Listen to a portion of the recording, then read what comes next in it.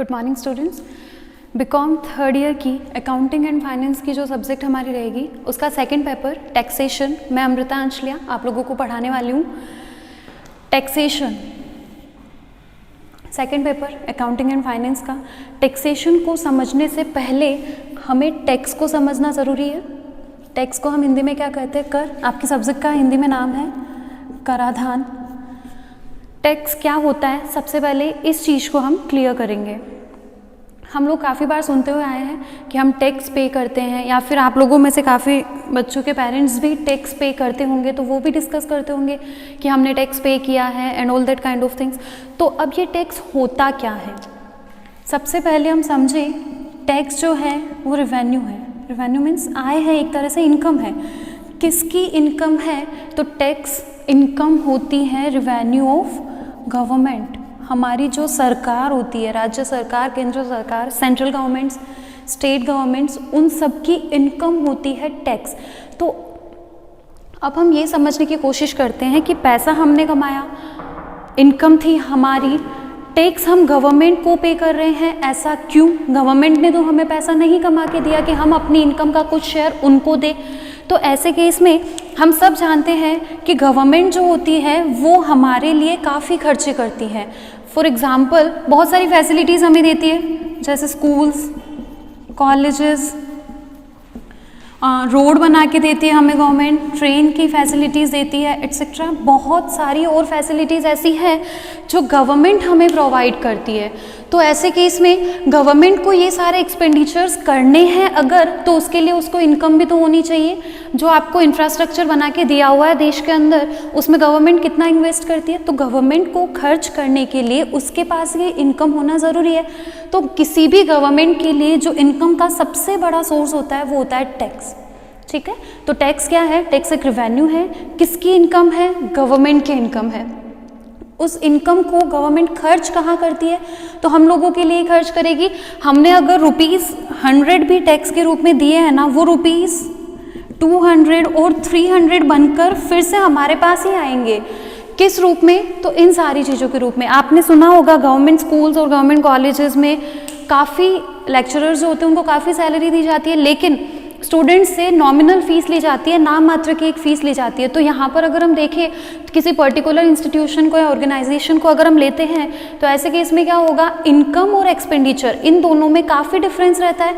तो ये जो डिफरेंस है वो क्या है? लॉस ऑफ गवर्नमेंट, मतलब गवर्नमेंट ने हमारे लिए वो खर्चा किया है, वो उसका एक्सपेंडिचर है। और वो सब खर्चा करने के लिए गवर्नमेंट की जो इनकम होती है उसका सबसे मेन सोर्स जो है वो होता है टैक्स। तो ये चीज़ तो हो गई कि टैक्स क्या है? Tax is revenue of government. अब इसके बाद अब हम ये समझने की कोशिश करते हैं टाइप्स ऑफ टैक्स क्या होते हैं, कितनी तरह के टैक्स हो सकते हैं। सबसे पहले यहाँ मैं आप लोगों से एक क्वेश्चन करती हूँ कि क्या आप लोगों ने कभी टैक्स पे किया है? सबका आंसर होगा नो मैम, हमने टैक्स पे नहीं किया। क्यों? या तो आप बिलो 18 है, या फिर हमने तो पैन नहीं बनवा रखा है, हम इनकम टैक्स में रजिस्टर्ड नहीं है, इसलिए हमने तो कभी टैक्स पे किया ही नहीं है। बट आप लोगों को पता होना चाहिए कि आपने, मैंने, हम सब ने लाखों रुपए अभी तक टैक्स के रूप में भुगतान हम लोग कर चुके हैं। कैसे? तो उसको समझने के लिए हमें टाइप्स ऑफ टैक्स को समझना होगा। There are 2 types of tax, direct tax, indirect tax. Direct tax को अगर मैं अभी के लिए इनकम टैक्स भी कर दूं तो कोई गलत नहीं होगा, क्योंकि डायरेक्ट टैक्स में जो 1-2 टैक्स लगते हैं उनमें सबसे मेन जो है वो हमारा इनकम टैक्स ही रहता है। इनकम टैक्स वो होता है जो हमारी इनकम पर लगता है। फॉर एग्जाम्पल, अगर किसी साल में मैंने 50 लाख रुपए की इनकम अर्न करी है, कितनी इनकम अर्न करी है? 50 लाख रुपए की इनकम मैंने अर्न करी है, तो उस पर एक फिक्स्ड परसेंटेज मुझे क्या करना पड़ेगा? गवर्नमेंट को टैक्स के रूप में देना पड़ेगा। मान लो गवर्नमेंट ने कह रखा है कि आपकी इनकम अगर 50 लाख है, तो आपको क्या करना पड़ेगा? 5 लाख रुपए टैक्स देना पड़ेगा। और ऐसे केस में मैंने भी क्या कर दिया? गवर्नमेंट को 5 लाख रुपए का टैक्स पे कर दिया, एंड दैट्स ऑल। इसके बाद कुछ नहीं, ना मुझे गवर्नमेंट से कुछ लेना, ना गवर्नमेंट को मुझसे कुछ लेना। तो that is direct tax. Directly imposed, किस पर्सन पर, जिस पर्सन पर ये इम्पोज किया जा रहा है, जिस पर्सन पर कर का भार डाला जा रहा है, उसी पर्सन को अपनी पॉकेट में से पैसा देना है। अब ये जो 5 लाख रुपए देने हैं वो किसे देने हैं? मुझे देने हैं। मैं किसी थर्ड पर्सन से तो मांगूंगी नहीं कि मेरी तरफ से या मेरे बिहाफ पर आप टैक्स पे कीजिए, या फिर गवर्नमेंट से भी ये नहीं कह सकती कि मुझे टैक्स किसी और से लेने की परमिशन दीजिए। डायरेक्ट टैक्स मीन्स जिस पर्सन ने टैक्स का पेमेंट गवर्नमेंट को किया, ध्यान रखना, इस लाइन को अच्छे से सुनना, जिस पर्सन ने टैक्स का पेमेंट गवर्नमेंट को किया है, टैक्स का बर्डन भी उसी पर्सन को लेना पड़ेगा, भार उसी व्यक्ति को वहन करना पड़ेगा। जबकि इनडायरेक्ट टैक्स जस्ट अपोजिट, जो पर्सन गवर्नमेंट को टैक्स पे करता है, जो पर्सन गवर्नमेंट को टैक्स पे करता है, वो उस टैक्स का बर्डन जो है वो आगे शिफ्ट कर देता है, आगे दूसरे किसी पर्सन के ऊपर उस भार को डाल देता है। तो ऐसा कैसे हो सकता है? तो अभी जो मैंने आपको कहा था ना कि हम सब ने हज़ारों लाखों रुपए टैक्स के रूप में पे कर रखे, तो वो कौन सा टैक्स हमने पे किया हुआ है? वो हमारा टैक्स होता है इनडायरेक्ट टैक्स। हम कुछ भी नॉर्मल जो चीज़ें लेने के लिए मार्केट में जाते हैं, मान लो ये एक मार्कर लेने के लिए मैं मार्केट में गई, इस पर लिखा हुआ होता है MRP, मैक्सिमम उसकी जो प्राइस होती है उसके साथ लिखा होता है इंक्लूसिव ऑफ ऑल टैक्सेस। इसका मतलब क्या है कि अगर ये मार्कर 30 रुपए का है, मतलब इसके अंदर जितने भी टैक्सेस है, जो भी टैक्स इस पर्टिकुलर प्रोडक्ट पर इम्पोज होने चाहिए, जिस टैक्स की लेवी इस पेन पर, इस मार्कर पर होती है, वो सारे टैक्स ऑलरेडी इंक्लूड हो चुके हैं और इसकी मैक्सिमम आपकी प्राइस कितनी हो गई है? ₹30 की। तो अब मैंने क्या किया? मैंने तो टैक्स नहीं पे किया ना, मैंने क्या किया? 30 रुपए मार करके उस शॉपकीपर को मैं देखे आई, उसने मुझे बिल बना के दे दिया एंड दैट्स ऑल। तो ये जो ₹30 है, इसके अंदर टैक्स ऑलरेडी इंक्लूडेड है, तो टैक्स का पेमेंट तो मैंने ही किया ना। हाँ, मैंने टैक्स का पेमेंट गवर्नमेंट को नहीं किया है। गवर्नमेंट को टैक्स का पेमेंट कौन करेगा? वो मान लो मैंने किसी शॉप से खरीदा जिसका नाम, किसी कंपनी से मार्कर खरीदा जिसका नाम है एक्स लिमिटेड, तो एक्स लिमिटेड से मैंने 30 रुपए का एक मार्कर खरीदा, उसके अंदर मान लो कि 3 रुपए का भी टैक्स इंक्लूडेड है, तो मैंने तो क्या किया? ये टैक्स का पेमेंट एक्स लिमिटेड को किया। एक्स लिमिटेड इस टैक्स को कहाँ पे करेगी? गवर्नमेंट को पे कर देगी। तो अब ऐसे केस में मैंने क्या कहा था? डायरेक्ट टैक्स में मान लो कोई पर्सन एक्स है, उसकी ये लाइबिलिटी बन रही थी 5 लाख रुपए की, उसने क्या कर दिया? ये 5 लाख रुपए गवर्नमेंट को पे कर दिए, केस खत्म, कोई दिक्कत नहीं है। 5 लाख रुपए किसके? एक्स लिमिटेड के। टैक्स लाइबिलिटी, सॉरी, इस पर्सन एक्स के। टैक्स लाइबिलिटी किसकी? इस पर्सन एक्स की। पे किसने किया? पर्सन एक्स ने। किसको किया? गवर्नमेंट को। दैट्स ऑल, खत्म हो गया। यहाँ पर टैक्स कौन पे कर रहा है? ये कंज्यूमर, जो आपका उपभोक्ता होता है, या फिर मैं जो पर्सन हूँ, मैंने क्या किया? टैक्स का पेमेंट किया। किसको किया? मैंने इस एक्स लिमिटेड को किया, जो कि मुझे सामान बेच रही है, मेरे लिए सप्लायर है। जब बिल इसने इशू किया है मुझे, तो गवर्नमेंट के लिए लाइबिलिटी किसकी आ रही है? इस एक्स लिमिटेड की आ रही है। एक्स लिमिटेड को, गवर्नमेंट को टैक्स का पेमेंट करना होगा।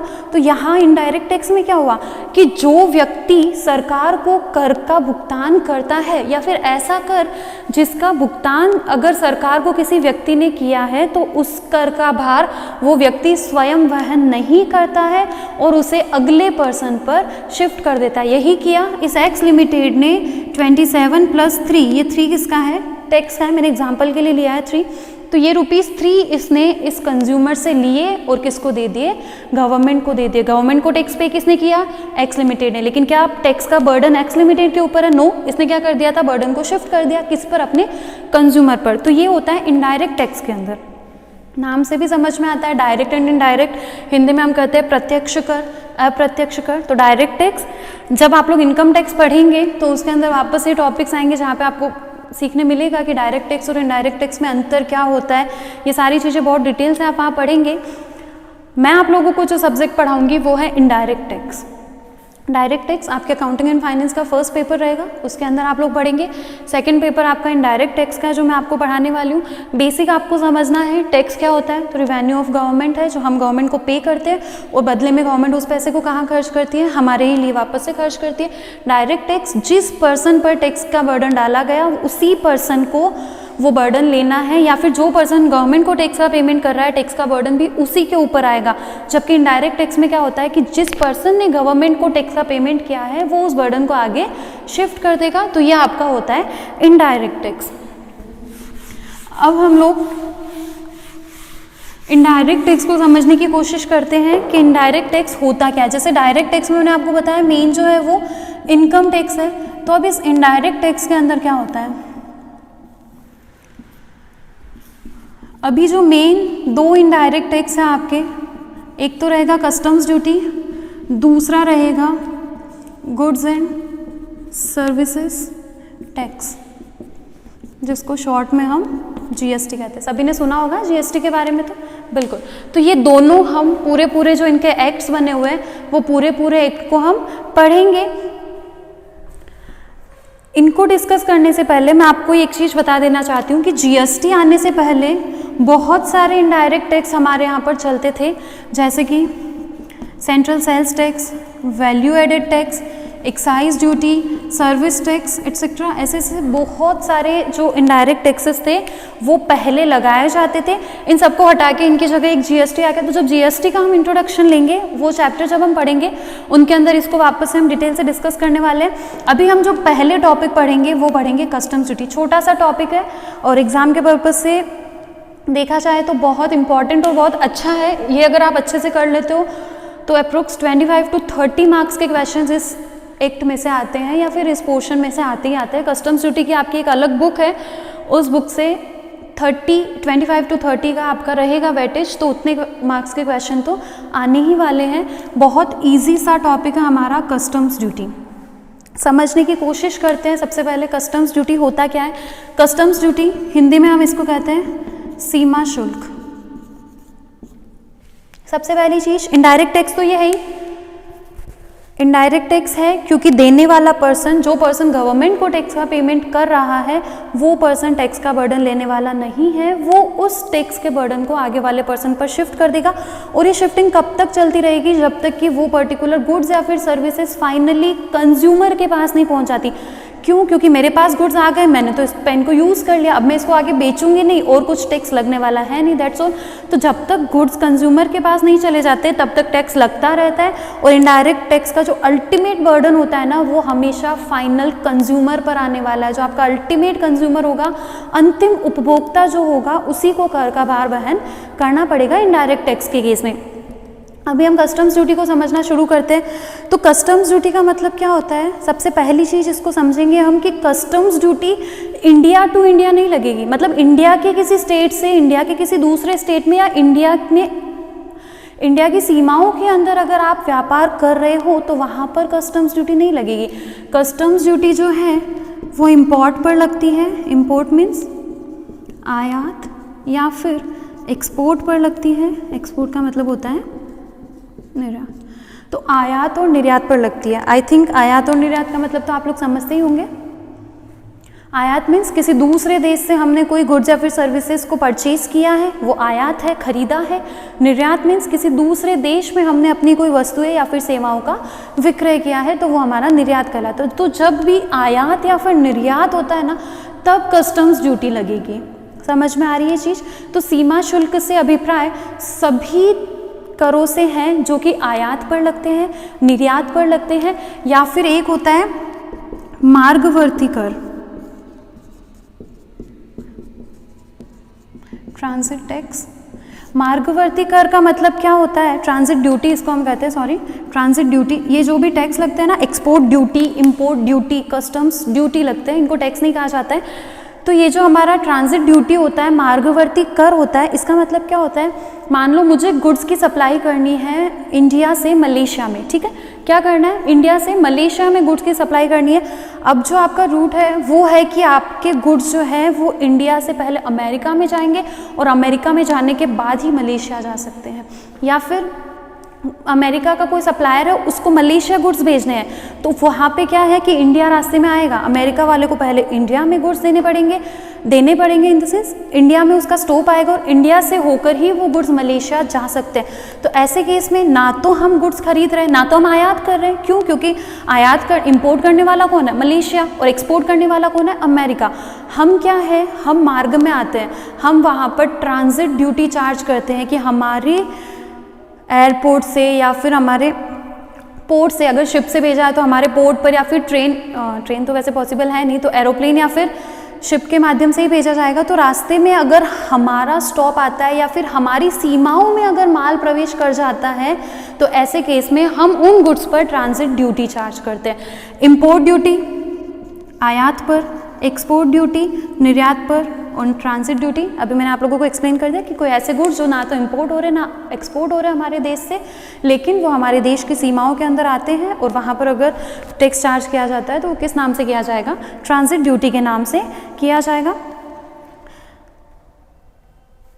तो कस्टम्स ड्यूटी की अगर डेफिनेशन हम पढ़ें तो customs duty means all coastal duties, यानी कि सभी तटीय कर, तट पर लगने वाले कर, क्योंकि अब जब भी आपका इंपोर्ट एक्सपोर्ट होगा तो किसी ना किसी माध्यम से ही होगा, या तो ट्रेन से होगा या फिर शिप से करेंगे या फिर आप एरोप्लेन के माध्यम से करेंगे। तो वहाँ सारी चीज़ें क्या रहेगी, कोई ना कोई तट तो हो गई, which includes import duty, export duty and transit duty. तो तीनों चीज़ें मैंने आपको समझा दी। इंपोर्ट ड्यूटी क्या होता है, आयात शुल्क क्या होता है, निर्यात शुल्क क्या होता है, और मार्गवर्ती कर या मार्गवर्ती शुल्क क्या होता है। यहाँ पर एक चीज़ अब हम आगे बढ़ते हैं, कस्टम्स ड्यूटी जो है वो दो तरीके से चार्ज की जाती है। सीमा शुल्क जो है हमारा वो दो तरीके से चार्ज किया जा सकता है। अब वो दो तरीके क्या होते हैं, कस्टम्स ड्यूटी जो हमारी है वो दो तरीके से चार्ज की जाती है। एक तो है मूल्यानुसार,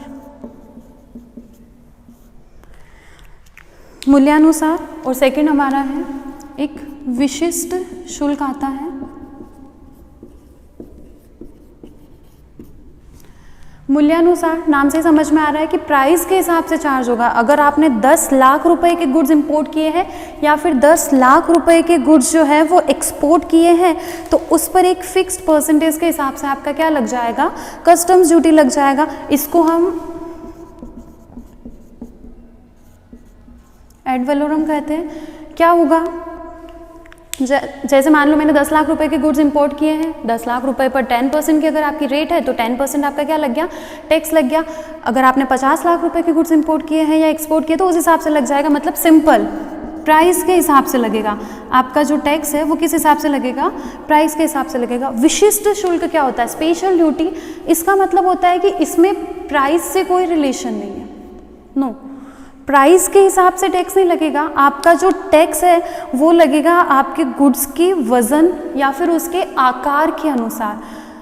काफ़ी कम केसेस में देखा जाता है विशिष्ट शुल्क, ज़्यादातर जो है वो हमारा एड वैलोरम ड्यूटी ही लगती है, मूल्यानुसार ही लगता है। जितने रुपए के गुड्स इंपोर्ट किए या जितने रुपए के गुड्स एक्सपोर्ट किए उसके हिसाब से एक फिक्स परसेंटेज आपका टैक्स लग जाता है। स्पेशल ड्यूटी कुछ स्पेशल केसेस में ही आती है जहाँ प्राइस को कंसिडर नहीं करके गुड्स की जो लेंथ है या फिर उनका जो वेट है, उसकी जो साइज़ है, उसके हिसाब से टैक्स लगाया जाता है। तो कस्टम्स ड्यूटी जो है वो दो तरीके से लेवी उनकी हो सकती है, ad valorem and special duty, या तो मूल्यानुसार होगा या फिर विशिष्ट शुल्क।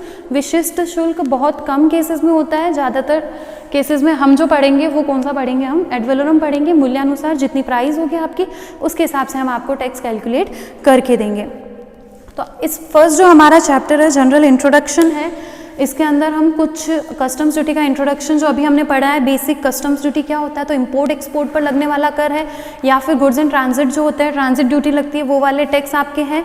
और कस्टम्स ड्यूटी कितनी तरीके से लग सकती है, दो तरीके से लग सकती है। एक तो आपके मूल्य के अनुसार एड वैलोरम और दूसरा आपका विशिष्ट शुल्क स्पेशल ड्यूटी। इसके बाद कुछ आगे डेफिनेशंस और हम डिस्कस करेंगे।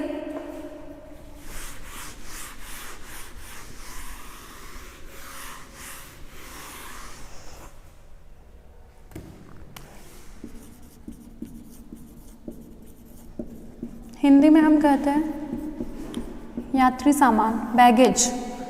बैगेज का मतलब क्या होता है, बैगेज का मतलब होता है कि जैसे कि हम लोग, अभी मैंने कहा ना कि अगर हम कुछ इंपोर्ट करते हैं या फिर एक्सपोर्ट करते हैं तो उस पर क्या लगता है, टैक्स लगता है। अब क्या हो गया कि मैं कहीं गई बाहर घूमने, वहाँ से मैंने क्या किया, कुछ सामान खरीद लिया।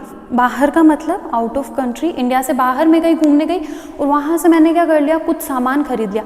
तो अब जब वो सामान मैं अपने देश में लेके आ रही हूँ तो क्या उस पर टैक्स लगेगा, समझने की कोशिश करना। हमने क्या कहा कि अगर आप एक देश से दूसरे देश में सामान लाते हो, ले जाते हो, मतलब बेचते हो, खरीदते हो एक दूसरे देश से, तो वहाँ पर टैक्स लगता है, इंपोर्ट ड्यूटी, एक्सपोर्ट ड्यूटी जो भी है। तो अगर मैं बाहर कहीं घूमने गई और वहाँ से मान लो मैंने एक बैग ही खरीद लिया, वो बैग में खरीद के इंडिया में ले आई, तो क्या उस बैग पर भी मुझे customs duty sorry customs duty का पेमेंट करना पड़ेगा क्या, देन नो, वो आपके बैगेज के अंदर आ जाएगा, यात्री सामान के अंदर आ जाएगा। मतलब पर्सनल यूज़ की जो चीज़ें हैं, डेली यूज़ की जो नॉर्मल चीज़ें हैं जो कि आप अपनी ट्रैवलिंग के दौरान ले जाते हैं या लाते हैं या इस तरीके से खरीदी जाती है। मान लो मैं इंडिया से गई बाहर, मैं अपना बैग लेके जा रही हूँ जिसके अंदर मैंने बहुत सारे सामान रखे हुए, तो क्या अब उस बैग पर मुझे कस्टम्स ड्यूटी देनी पड़ेगी? नहीं, मैं वो गुड्स को एक्सपोर्ट करने थोड़ी ना जा रही हूँ, वो तो मेरे पर्सनल यूज़ के गुड्स हैं जो कि मैं ट्रैवलिंग के दौरान अपने साथ ले जाने वाली हूँ। तो ऐसे किसी भी गुड्स पर कस्टम्स ड्यूटी चार्ज नहीं होती है और इनको क्या कहा जाता है? बैगेज कहा जाता है, यात्री सामान कहा जाता है। तो baggage means the articles of daily use of a passenger carried on by him during traveling। Okay, travelling के दौरान जो आप गुड्स को ले जाते हो, कैरी करते हो, उन गुड्स को बैगेज कहते हैं, यात्री सामान कहते हैं, और उन पर कस्टम्स ड्यूटी की लेवी नहीं है, यानी कि उन पर सीमा शुल्क लागू नहीं होता है। बिल ऑफ एंट्री, नेक्स्ट हम पढ़ते हैं बिल ऑफ एंट्री। हिंदी में इसको हम कहेंगे प्रवेश बिल। जब भी हम कुछ गुड्स एक्सपोर्ट करते हैं या फिर इंपोर्ट करते हैं तो ऐसे केस में क्या होता है, हमें एक बिल बनाना पड़ता है। तो ये बिल ऑफ एंट्री जो है वो मेनली इंपोर्ट के टाइम काम आता है, जब हमने कुछ गुड्स इंपोर्ट किए हैं किसी दूसरे देश से। मान लो मैंने न्यूजीलैंड से कुछ गुड्स मंगवाए हैं अपने लिए, अपने बिजनेस पर्पस या किसी भी लिए मैंने न्यूजीलैंड से कुछ गुड्स मंगवाए हैं। अब वो गुड्स जो है वो एयरपोर्ट पर पहुंच चुके हैं। अब मुझे क्या करना है, उन गुड्स को कलेक्ट करना है। मुझे इन्फॉर्मेशन तो मिल ही जाएगी कि आपके गुड्स जो है वो यहाँ पर आ चुके हैं। अब ऐसे केस में जब वहाँ जो ऑफिसर बैठता है उसको जब तक मैं अपना बिल ऑफ एंट्री भर के शो नहीं करूँगी तब तक वो पर्सन उन गुड्स को वहाँ से छोड़ेगा नहीं, यानी कि वो गुड्स मुझे डिलीवर नहीं करेगा। तो प्रवेश बिल क्या होता है, बिल ऑफ एंट्री, ये एक इम्पॉर्टेंट और बहुत इम्पॉर्टेंट डॉक्यूमेंट है, काफ़ी महत्वपूर्ण ये आपका डॉक्यूमेंट रहता है जिसको आपको भर के क्या करना पड़ता है, प्रॉपर ऑफिसर, एक उचित अधिकारी होता है, उसको जमा करवाना पड़ता है, तभी जो आपके गुड्स है वो उनको छोड़ेगा, वो गुड्स की डिलीवरी आपको की जाएगी। तो बिल ऑफ एंट्री जो है ना वो 3 प्रकार का होता है। सबसे पहला white bill of entry, white bill of entry, सफ़ेद प्रवेश bill. White bill of entry कब यूज, एक बार तीनों के नाम हम लिख देते हैं। White bill of entry, second yellow bill of entry and third is green bill of entry. White bill of entry, मैंने कुछ गुड्स खरीदे, मुझे वो डायरेक्ट अभी उनकी बहुत नीड है, या फिर मेरे पास, आप एक चीज़ ध्यान रखना कि जब आप गुड्स को उनसे लेके जाओगे ना, जब आप पोर्ट से गुड्स को कलेक्ट करने जाते हो, डिलीवरी लेने जाते हो, तो आपको गुड्स लेने से पहले टैक्स का पेमेंट करना होता है। आपकी जो भी customs duty, import tax, export tax, जो भी आपका ड्यूटी बन रहा है वो सारा टैक्स, वो गुड्स की वैल्यू सब कुछ पे करना होता है, तभी जाकर वहाँ का जो ऑफिसर है वो गुड्स आपको देने वाला है, अदरवाइज नहीं। तो क्या हुआ, मुझे उन गुड्स की नीड भी थी, मेरे पास सफिशिएंट पैसा भी था, मैंने सारा पेमेंट कर दिया, उनको वाइट बिल ऑफ एंट्री भर के दिया, क्योंकि मुझे उन गुड्स की रिक्वायरमेंट है, मुझे डायरेक्टली उनको अपने पास लेके जाना है, अपने साथ में कंजम्पशन के लिए ले जाऊंगी। तो वो पर्सन को मैंने जैसे ही वाइट बिल ऑफ एंट्री भर के दिया, सब कुछ ओके हो गया, हैंड टू हैंड वो गुड्स जो है मुझे डिलीवर कर देगा। तो जब आपको कंजम्पशन के लिए हैंड टू हैंड उन गुड्स की डिलीवरी लेनी है तो ऐसे केस में आपको कौन सा बिल ऑफ एंट्री, इन तीनों में से कोई एक ही भरा जाएगा एक टाइम पे, ध्यान रखना। मेरे कुछ गुड्स मंगवाए, आ गए, मुझे लेने हैं, पैसा जितना बनता है वो मैं लेके गई, मैंने उनको पेमेंट कर दिया, वाइट बिल ऑफ एंट्री साथ में भरूंगी। वाइट बिल ऑफ एंट्री का मतलब ही होता है कि मैं सारा जितना भी अपनी लायबिलिटी है वो डिस्चार्ज करने वाली हूँ, सारा पेमेंट किया, गुड्स को छुड़वा लिया, एंड दैट्स ऑल। सेकेंड आता है येलो बिल ऑफ एंट्री।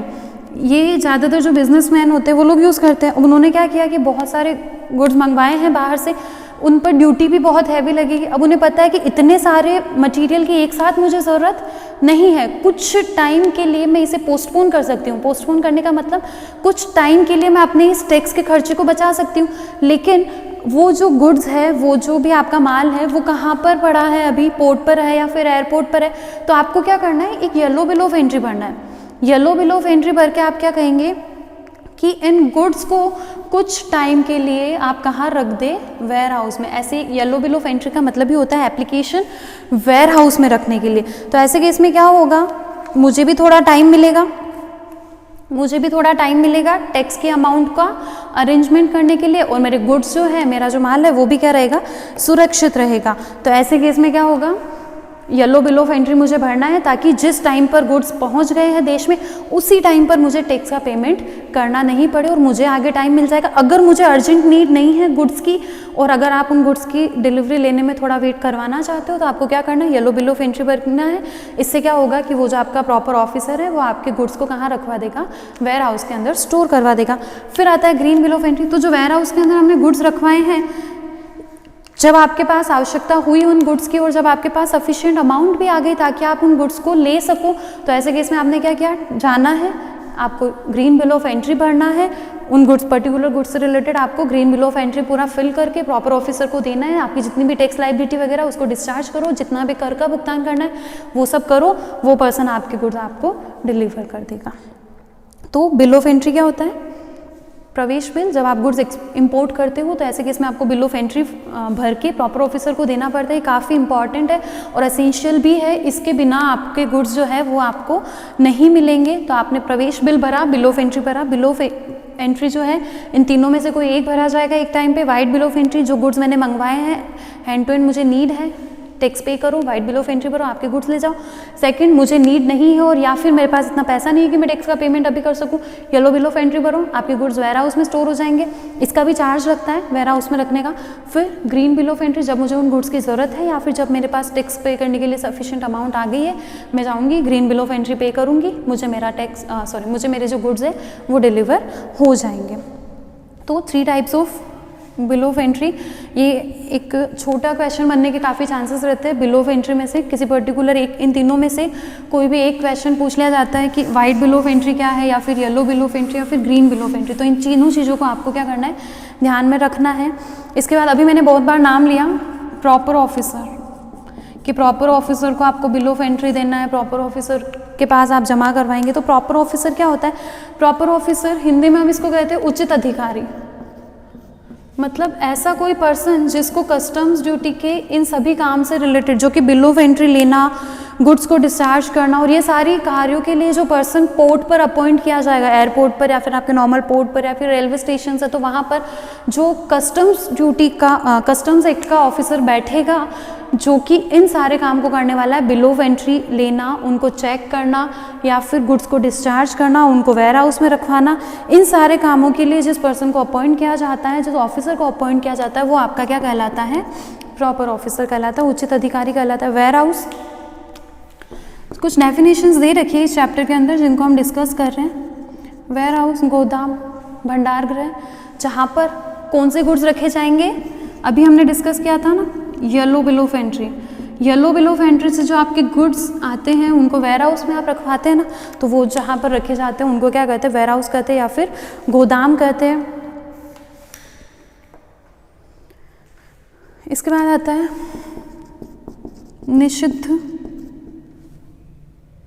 निषिद्ध माल, प्रोहिबिटेड गुड्स। नाम से पता चल रहा है निषिद्ध है ये, मतलब ऐसा कोई भी वस्तु, ऐसे कोई भी माल जिनके इंपोर्ट और इंपोर्ट को या फिर एक्सपोर्ट को गवर्नमेंट ने बैन कर दिया है, निषिद्ध कर दिया है कि इस पर्टिकुलर गुड का, इस पर्टिकुलर चीज़ का, मान लो कि ये मार्कर, तो गवर्नमेंट ने क्या कर दिया कि मार्कर का ना तो आप इंपोर्ट करेंगे ना ही आप एक्सपोर्ट करेंगे, तो मार्कर क्या हो गया, निषिद्ध माल हो गया। तो ऐसा माल जिसके आयात अथवा निर्यात पर सरकार ने रोक लगा दी हो वो आपका क्या कहलाएगा, निषिद्ध माल कहलाएगा। तो ये कुछ डेफिनेशंस थी, बेसिक था जो हमने यहाँ पर डिस्कस किया कस्टम्स ड्यूटी से रिलेटेड। तो नेक्स्ट जो भी चीज़ें हैं वो हम अगली क्लास के अंदर डिस्कस करेंगे। अभी तक के लिए इन चीज़ों को आप समझने की कोशिश करना। टैक्स क्या होता है, डायरेक्ट टैक्स, इनडायरेक्ट टैक्स। उसके बाद हम जो फर्स्ट टॉपिक अपना ले रहे हैं वो कस्टम्स ड्यूटी ले रहे हैं, उसका बेस हमने समझा। इंपोर्ट एक्सपोर्ट पर लगने वाले टैक्स आपके, वो ड्यूटी आपकी कस्टम्स ड्यूटी होती है और इसके अंदर कुछ इंपॉर्टेंट डेफिनेशंस जो थी वो हमने डिस्कस करी है। आगे के टॉपिक हम नेक्स्ट क्लास में डिस्कस करेंगे। Thank you.